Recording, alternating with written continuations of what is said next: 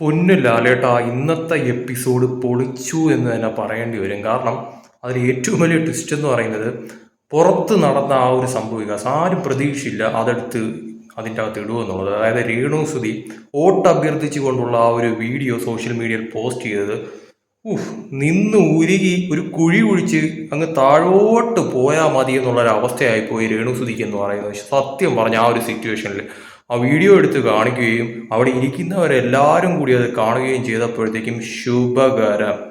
ഇതാണ് പറയുന്നത്, അവനവൻ കുഴിച്ച കുഴിയിൽ അവനവൻ തന്നെ വീഴും. ഇത് കറക്റ്റ് ഏഴിൻ്റെ പണിയെന്ന് എടുത്തു പറയേണ്ടി വരും. അമ്മാതിരി കിടുക്കാച്ചി പണിയെന്ന് തന്നെ പറയേണ്ടി വരും. കാരണം ചെയ്തത് പരമ ചെറ്റത്തരമാണ് ആ ഒരു പരിപാടി ചെയ്തത്. അത് അതുപോലെ തന്നെ നല്ല വൃത്തിക്ക് രേണുവിനെ കേൾപ്പിച്ചു കൊടുത്തിട്ടുകൊണ്ട് നിന്ന് ഉരുകിപ്പോയി എന്ന് തന്നെ എടുത്തു പറയേണ്ടി വരും. അമ്മാതിരി ഉരുകൊക്കെ വരുന്ന രേണു നിന്ന് കൃത്യവും വ്യക്തമായിട്ട് പറഞ്ഞിട്ടുണ്ട്, മര്യാദയ്ക്ക് നിന്ന് കളിക്കുക, അല്ലാതെ ഇമ്മാതിരി മറ്റേ പരിപാടി കാണിച്ചിട്ട് വോട്ട് പിടിക്കാൻ നോക്കണ്ട. മര്യാദയ്ക്ക് അവിടെ നിന്ന് കളിച്ച് ജയിക്കുക തോക്കുക എന്ത് വേണോ ചെയ്യുക.